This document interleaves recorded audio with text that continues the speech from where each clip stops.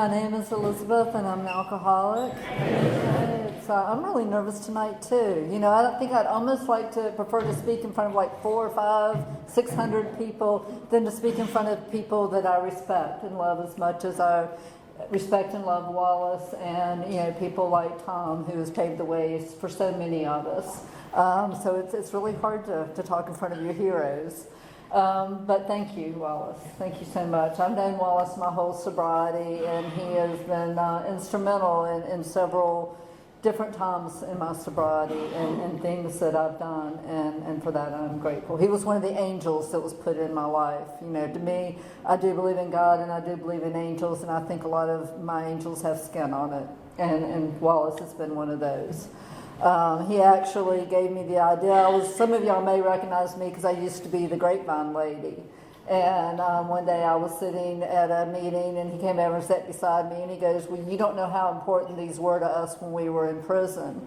And after sitting there and talking with him for a little while, I realized that there are a lot of dusty grapevines sitting around out there, and we were on a state level able to collect over 900 grapevines and send them into the prisons. We had to sew some of the staples out of them, take the staples out, which he told me how to do. So we took the staples out and sewed them. But, that was, to me, was just such a wonderful thing for those grapevines to get a second life like that. And it came from him. It came from something that he said, and for that I'm grateful. My sobriety date is November 7th, 1987, so I just had 28 years, and for that I am also very grateful. I don't know if any of y'all have ever seen the movie Wizard of Oz, but my life before AA was like the black and white, everything chaotic, the big storm, the woman on the bicycle that was trying to take everything that I loved away from me and cared about, and then things crashed. And of course I didn't just open the door and walk straight in, I kind of peeped out the window and saw that it was color, and then opened the door a little bit, and it took me a long time to trust y'all. I knew when I walked in that first meeting, well, not my first one, but I stumbled into Dave Cook's group with less than 2 weeks of sobriety, and I walked in that meeting, and there were these men and women, and they were laughing, and they were smiling, and you could tell they were respected, and they had purpose, and there was something about them, and it was something that I wanted, because I knew that there was something wrong with me for a very long time. And I'd looked in churches, I'd gone to Methodist church, Baptist church, Catholic church. I even tried Buddhism one time. I tried all these things, but I never could get the message. I knew that there was something spiritually wrong with me, but I never could get that message. I never could figure out the path. Of course, we'll have to say it's not the church's fault. It was because I was selfish and self-centered and wanted what I wanted when I wanted it. And when you're living a life of selfishness and self-centeredness, you don't have a happy life, and that hole inside you just gets bigger and bigger and bigger, and it doesn't ever get filled. And I walked into that room, and I saw these people. And the other part about the churches was they may have accepted me for who I was, but I would go to churches and all there periodically, and it was like there was absolutely no way I was going to tell them who I was and what I had been doing in my life.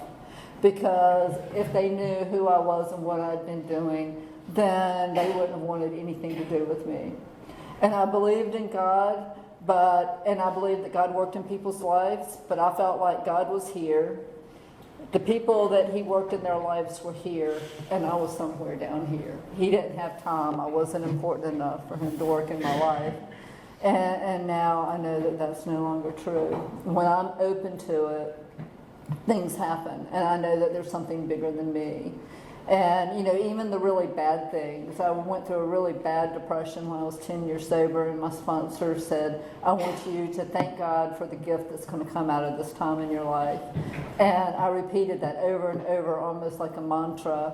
And at the end of that, I discovered how much fear I lived. I became freer than I had ever been after that depression, because I did not know how much fear I lived my life in on a daily basis.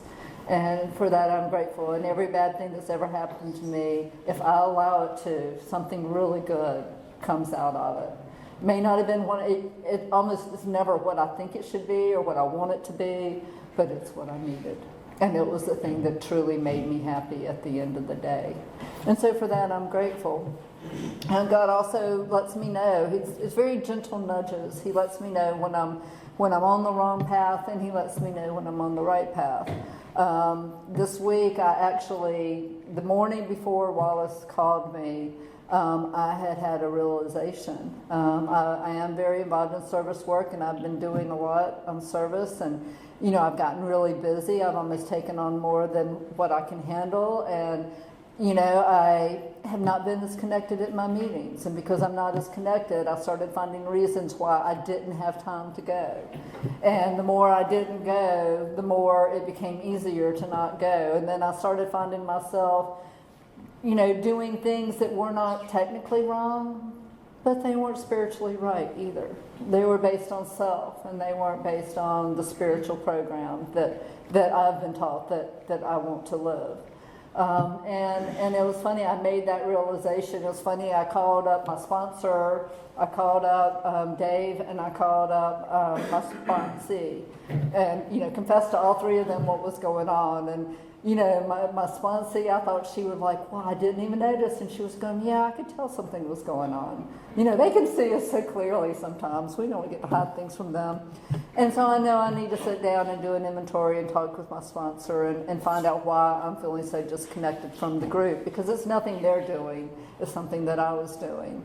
And then when Wallace called and asked me to speak, it was kind of okay, God, so I figured it out, and now I'm on the right. It kind of just felt like this little nudge, this little hug from AA, because I do respect Wallace so much that, I was on the right path again. And it was so easy for me to lie to myself, and I didn't even realize I was doing it. And I know that I'm much, much happier. I'm happier with myself. I'm happier with the world. I'm happier with the person who cuts me off in traffic when I'm living a spiritual life and when I'm trying to do what God wants me to do. And I'm so grateful for that. I'm so grateful that God works in my life. And he talks to me, and he gives me signs, and he puts people in my life. Every time I've gone through a difficult time in my life, God has put somebody there to help me through whatever it was I was going through. And then there's been a couple times when I was put in somebody's life. Recently I was at the International Convention, and I ran into a woman that I've been trying to find for over 20 years.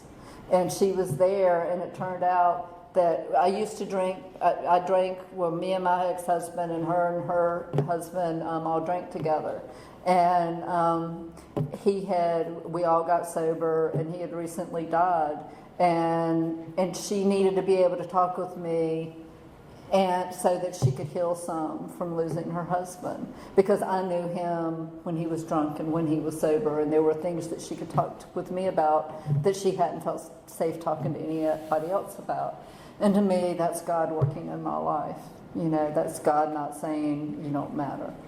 That's saying that God, it matters, and even the bad stuff that happened to you can help somebody else. All right, so I finished rambling. I wanted to get that part out of the way first in case I ran out of time. I was born in a little town up in the mountains, Boone, North Carolina. It was a wonderful place to grow up, very, very safe place to grow up. My mother we didn't have to lock the doors.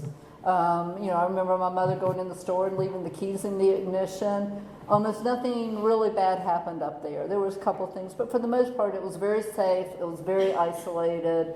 A lot of the stuff that was going on in the rest of the world during the 60s and 70s just didn't really faze us. People would come to Boone, because I was born in 1960. So, there was a lot of things that happened in that time frame, and people would come to town and try to stir everybody up, and the town would become go away. We don't need you. We don't want you. We're fine. Go away. So it was very isolated. I never really grew up around drinking. Boone was dry. My mother didn't really drink. She one time told me that, she might have been an alcoholic. She just never drank enough to kick the gene in. And she goes, I just didn't like the way it made me feel. It's I don't think you have to worry. You're not an alcoholic. And then my dad was an alcoholic by his own admission, but he was the type of, he was that drunk that hid his drinking. We just thought he took a lot of naps. We didn't know. It took many years before we knew he was actually drinking, because he was raised that Southern Baptist where you don't drink. So he had to hide it, and he was a maintenance drinker. So he was able to go a long time before it showed up enough for us to figure out what was going on.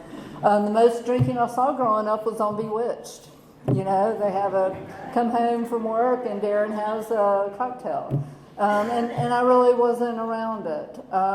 And which to me was very interesting, because it was kind of like, you know, I intuitively knew that what was in that bottle, that my parents, those parties that my parents had where everybody had 1 or 2 drinks at the most, but there was just something magic in that bottle. You know, there was a solution there. And it was like, you know, it seemed like people laughed more when they drank this liquid. It seemed like they had a better time. That there must be something magical. And, you know, the first time I got the opportunity to drink, it wasn't about taking a drink like I had been shown my whole life. It was down a glass of liquor and down a half of a beer to chase it with. It was, let's get drunk as quick as you can, as fast as you can. And from that day on, I was off. You know, I was a fairly decent child. I was very selfish and self-centered, like I said. I learned at a very early age how to manipulate my grandmother. My mother claims it was when I was 2 years old. I learned if I couldn't get what I wanted from my parents, then all I had to do was let my grandmother know what it was I wanted. And I would usually get it. You know, I was raised, I had every single thing that I needed. And I had almost everything, a large percentage of what I wanted as well. And it was, you know, my parents were involved in our lives. They loved us. They cared about us. Me and my mother, I will have to say, we had a very combative relationship. She was very determined that I was going to do what she wanted me to do, and I was very determined not, even if it meant hurting myself. You know, the harder she pushed, the harder I pushed back. So it was very combative, and actually in my drinking days, we actually got into a fist fight a couple of times at my instigation. That's what happened. And I had two grandparents who loved me very, very much. I had a grandfather who absolutely loved me unconditionally. And anything, you know, he was a very busy man. He had a lot going on, but he always had time for me. And we would watch Shirley Temple movies on Sunday morning, and we would listen to Elvis Presley albums, and he would let me sit on his lap while he played bridge, and he would point what card to lay down, and he would let me lay the card down. And, you know, he loved me. He loved me so much, and I loved him, and he was such a good man, and he was so good to me. And as I got older and I started drinking, you know, I had that first drunk where I spent the night with a girlfriend, and her father had he was an alcoholic, and you know, we stole some of his liquor and we downed it. And I don't remember a whole lot about it. I just remember laughing, and that's all I remember is just laughing. And you know, I was not a person who just kind of laughed, you know, laughed out loud kind of a person, and I just remember laughing. And it like took the walls down, you know, it took all that weight off my shoulders, and just, I could breathe. And from that point on, I drank as much as I could, and as often as I could. And, you know, I hid my drinking, it actually took me a little while before I was able to drink again, because I never told the friends that I hung out with that I drank, because I knew that they wouldn't approve of that. And their idea of drinking was to take 2 beers and split it between 6 to 8 people and pass it around. And they thought they had really done something. And they didn't know that I'd already gotten drunk. And I'm just sitting there watching it go around going, this is a waste of time.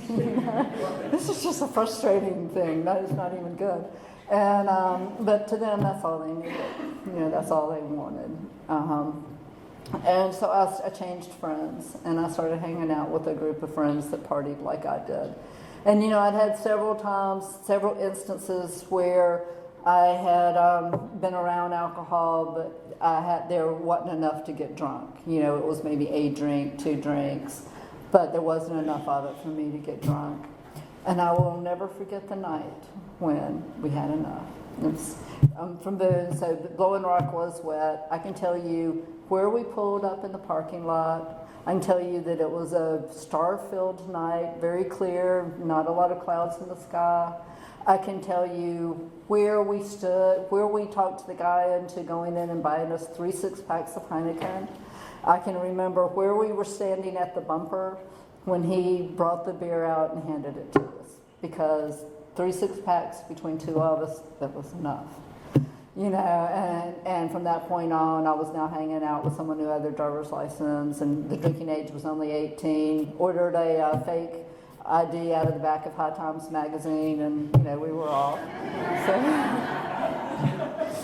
So you know, I tried to be smart. Instead of saying I was 18, I said I was 19, because you know, that probably would fool them. But you know, they weren't really carding that much back then, and the police weren't really pulling people. I never got a DUI.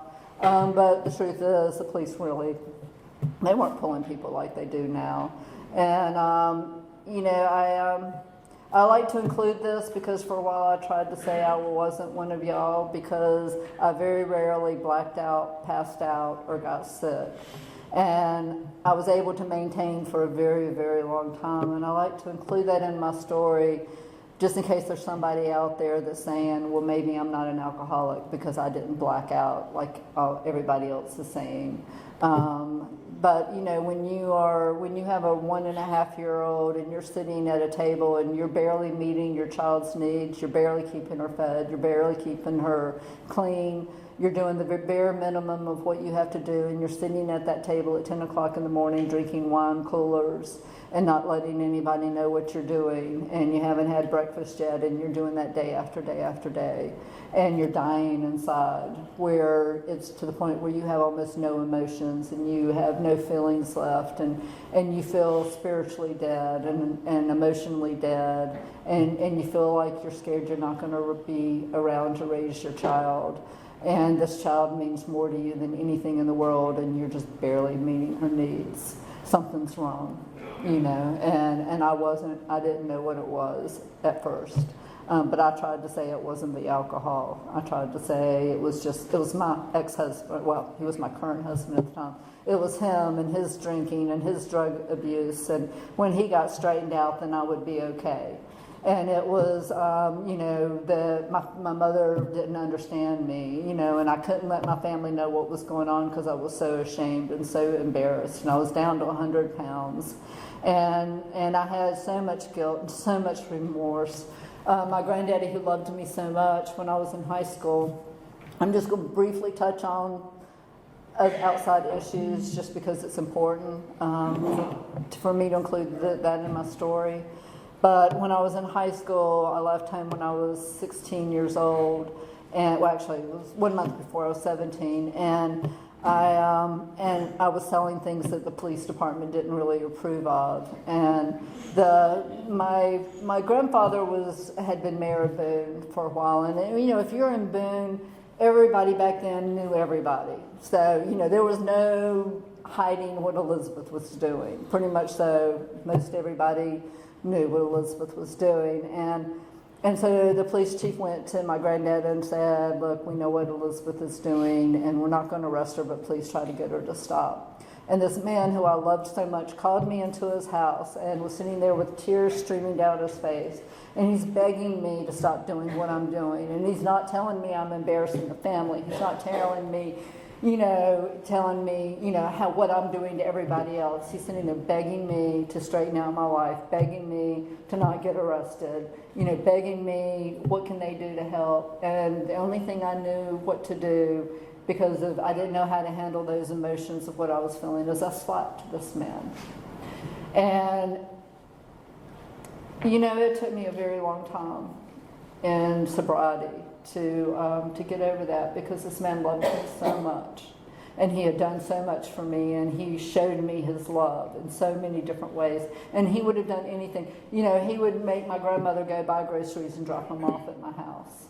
He would do things like that to try to help me. Matter of fact, I told my friends I was being self-supporting, but the truth was I was living in an apartment that they furnished for me. They had rental property, and they let me, they lived in that house, and the only thing I had to do was pay for my electric bill, I think, and some groceries, and they took care of me, and I slapped him. And I'm so grateful for this program, because he died before I got sober.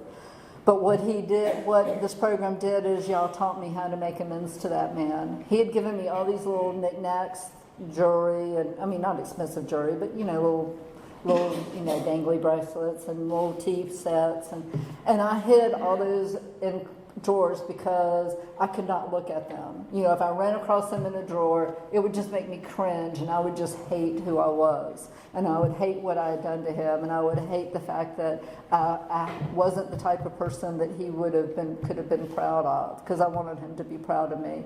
And y'all taught me how to make amends for that. And I went to his gravesite, and I talked to him, and I took my 1-year medallion and I slid it between the tombstone and the ground. And my father died a few years ago, and I went back and I looked, and that chip's still there. My chip's still there.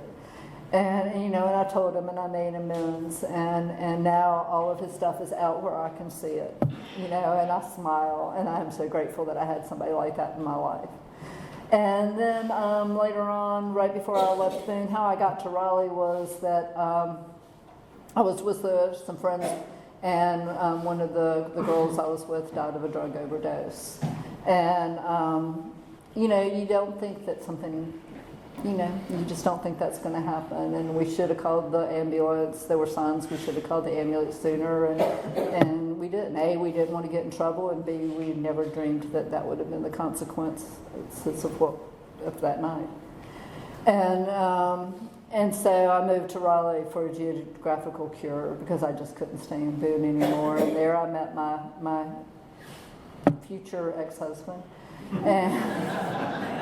And I fell in love. He was going to solve all my problems. He was the answer. All those things that were wrong in my life, he was going to solve. Even though his last girlfriend had kicked him out of the house for cheating on her, he moved in with me the day that he got his second DUI on the way home from court for the first DUI. So he didn't have a place to live. He had totaled his car. He didn't have any money. He did have a job that I had to take him to every day. But he was going to solve all my problems.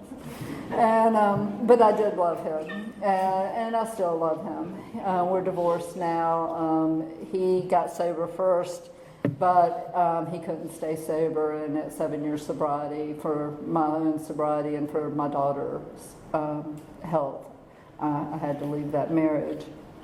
But so we got married, and the partying was off because he was a bigger partier even than I was, which was good because see, what he was doing was so much worse than what I was doing that I was good. I didn't have a problem. He had the problem. And so I didn't have to look at my behavior, and I didn't have to look at what I was doing because I could focus on him. And so I got pregnant. The way I found out I was pregnant is I partied really hard one night, and the next morning woke up and immediately started throwing up, which was not like me at all, and I knew something was different. And I went and had a pregnancy test and found out I was pregnant. So I got to spend the next 8.5 months wondering if I had done damage to that child. Wondering if because I had not been playing nice before I had her, and I knew the consequences of that.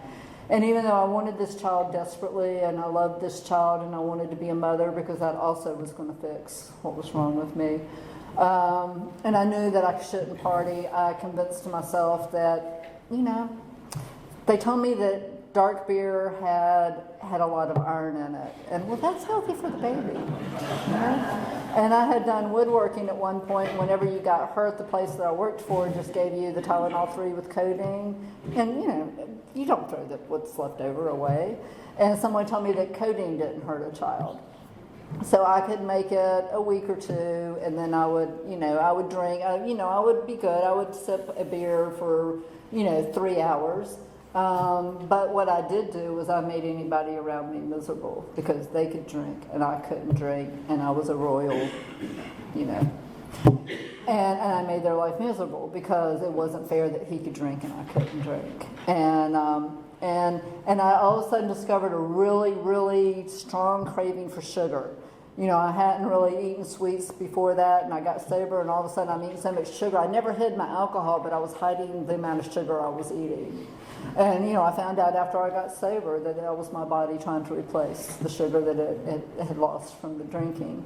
I knew that the other stuff I was doing was a problem, but drinking was my solution. Drinking was my answer. I knew that there were other things that needed to get fixed, but it never once dawned on me that drinking was my problem. And my ex-husband, and this is just my opinion, it's not AA as a whole's opinion, but my opinion is I was an alcoholic that did other issues, whereas my ex-husband was a drug addict who drank. And there was a very big difference in what it took for us to get sober and our programs. And like I said, that's just my opinion. It's nobody's opinion but mine. But I saw the differences between him and I. And so he the day came where I just couldn't take it anymore. I was dying and I couldn't handle it anymore. There was a little bit of violence. There'd been a lot of violence before my daughter was born, and then after she was born, there was one night that was fairly violent, and I told him that if he didn't come home and if the paycheck didn't come home on Friday, don't bother. And for whatever reasons, he believed me that time, and I meant it that time. And so he didn't come home, the paycheck didn't come home, so on Monday when he did show up, he knew some people where he worked that had gotten back in the house by going to treatment. And so he said, well, if I go to treatment, will you let me come home? And I said yes, because if nothing else, I would know where he would be for 30 days. And so he went to treatment, and I knew that I needed to be a good wife, and a good wife would go to Al-Anon. A good wife would go to the family afterwards. And so I started going to Al-Anon because I didn't have a problem, he had a problem. And I needed to help him with his problem. So I started going to Al-Anon, and I saw those 12 steps and the 12 traditions up on the wall in Al-Anon, and something told me that was the solution I'd been looking for.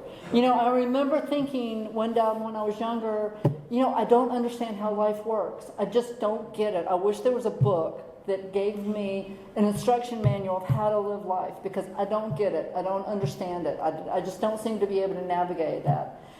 And you know what? God gave me a book. He gave me a manual. He gave me the big book of Alcoholics Anonymous. And he gave me 12 steps to clean up the past and to turn me into a different person. And he gave me the 12 traditions as a way to navigate through life, because I truly believe that in the 12 traditions is a lot of what I need to walk through life in the rest of the world. Our common welfare comes first. My first sponsor was kind of like, you were making decisions based on your husband who's out there still drinking. He goes, you need to look at your whole family, and the common welfare of your family needs to come first, and do what's best for your family, not what you think is best for this one sick person. And so I started in on the traditions very early. She also looked at me and said, you need to become self-supporting through your own contributions. I kind of argued with her about that one, but she was right. And I went back to school and became self-supporting through my own contributions. And that was the other thing. When I divorced my ex-husband, the good thing that came out of that is I went back to school. I actually started back to school because I think I knew it was coming, and I knew I was going to have a way to support myself and this child. And I wanted to support her better than what the type of jobs I could have gotten. I was getting up to the point of her being born. And I went back to school, and I'm so grateful for that, because it gave me a different life. So the traditions to me are important, and then the concepts are also very important. I know they're a very foreign matter they were for me for many, many years, but there's some things in there that are important, like about listening to everybody's opinion. I'm kind of paraphrasing what's in there, but that's why the minority opinion is so important, because we need to hear everybody's voice. And once we hear everybody's voice, then we can find a solution that's the best solution. And, you know, I always thought that my opinion mattered and my voice needed to be the loudest. And the truth is a lot of times the truth comes out by listening to what each of you has to say. Because one of you may say something that I'd never thought about before and may change my mind completely, or it may change the direction of how things going. So now I've lost track. Did a little side rail there. So he went to treatment. I went to Al-Anon. I saw this, thought it was my solution, but the problem was I didn't really identify with the people in that room.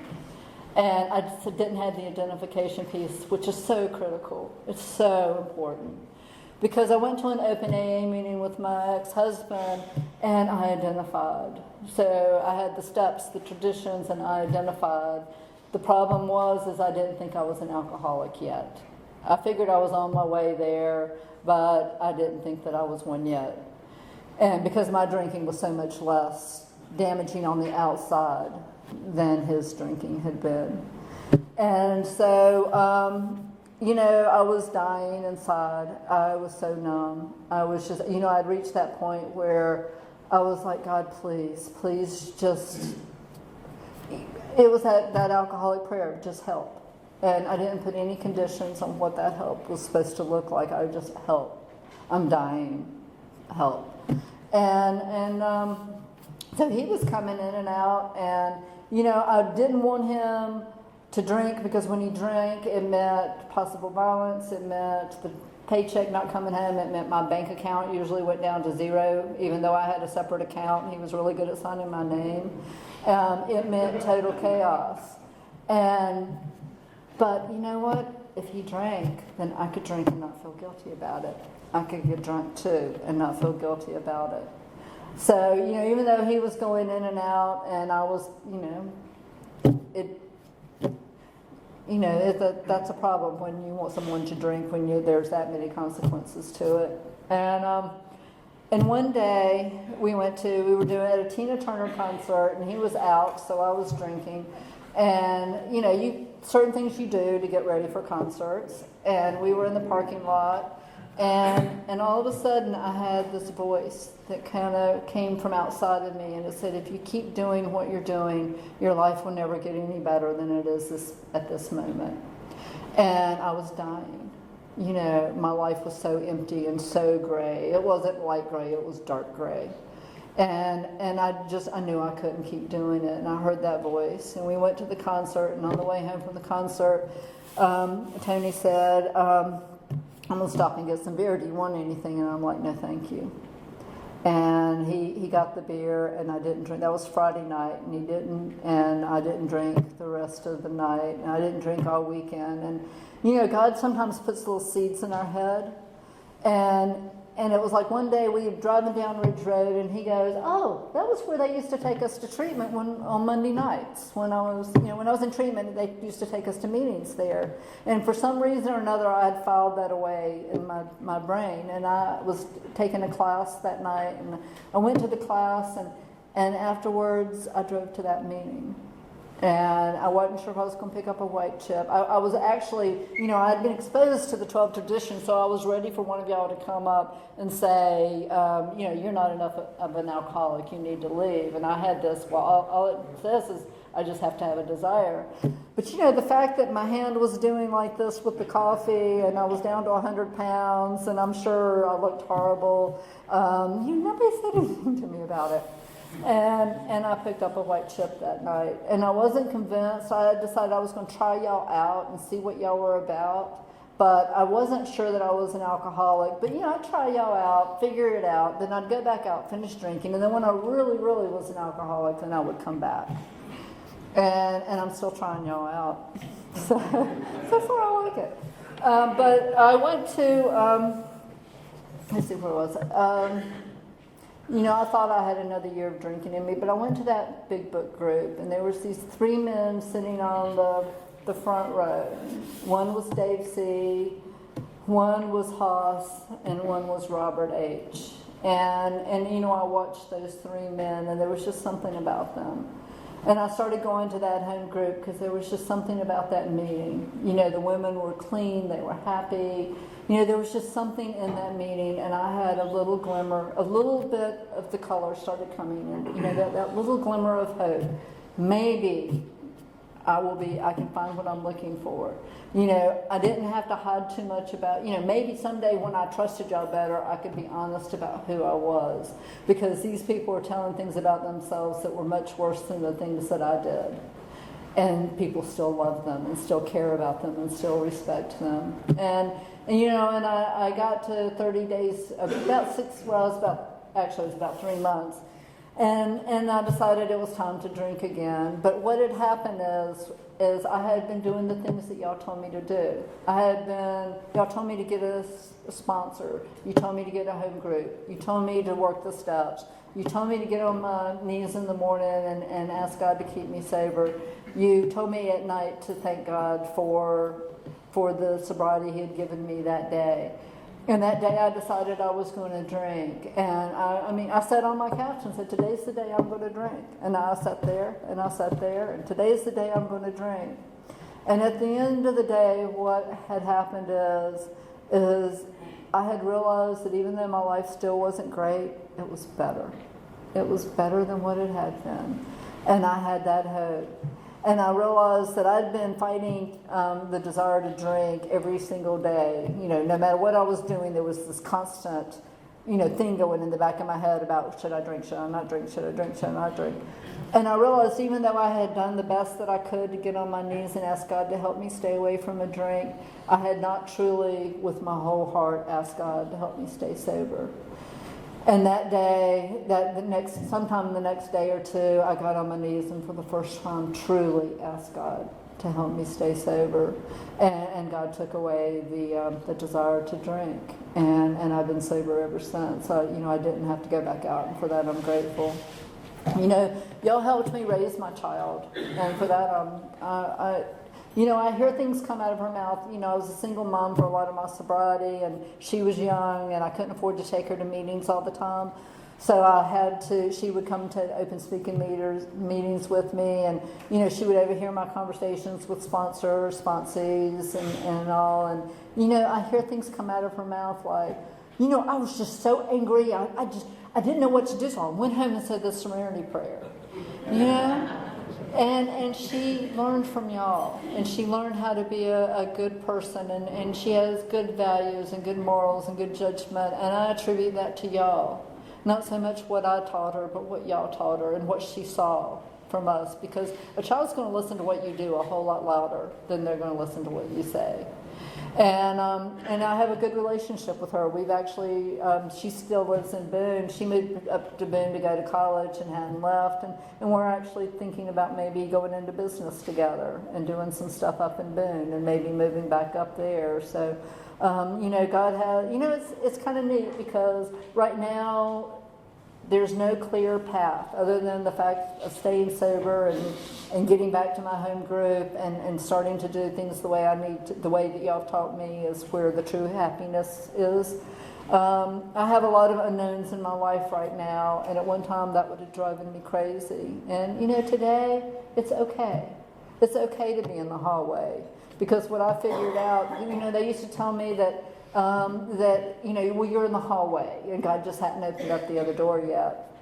And what I figured out was, you know what, to me a hallway had always been this dark room with closed doors and a single light up there, and you know, it was just pale carpet and just like this hole. And, you know, my hallway today is, I've put skylights in it, and there are plants, and there's artwork, and there's all these beautiful things in my hallway. But most important, the thing, I don't know if any of y'all have ever gone to Canoga Lake Roundup, but if you have, you know that there are these rocking chairs that are there that look over onto a lake, and everybody goes out there and sits in the rocking chairs with their friends and their people that they haven't seen in a while, and they sit there and talk. And so one day I decided to put those rocking chairs in my hallway, and it was like, you know, my friends are in the hallway with me. God's in the hallway with me. The program's in the hallway with me. And it's okay not to know what I'm supposed to be doing 2 months from now or 1 year from now. And what a gift. You know, what a gift to be okay with who I am today and what I am today. What a gift to know that I used to think I had to be perfect. And one day I figured out if I was perfect, none of y'all would probably like me, because I don't think I would like anybody that was perfect. But, you know, I don't have to be perfect, and this is a journey. And each day I get to grow, and I get to make mistakes, and I get to learn from those mistakes, and I get to keep on growing. And, you know, the more I grow, the more I expand, the more beautiful that this world becomes. And the more grateful I am for all the people that God put into my life. And, you know, I have hard times, I have good times, I have hard times, I have happy times, I have sad times. I lost my grandmother recently, you know, in the last few years. I lost my dad in the last few years, but y'all were there for me, and y'all showed up, and y'all carried me until I could stand on my feet and walk again. And, you know, I don't have to be alone anymore. And it's okay. You know, whatever life brings me today is okay, because y'all have given me the tools that I need to get through it. So with that, I'd like to thank y'all so much for having me, and well, thank you.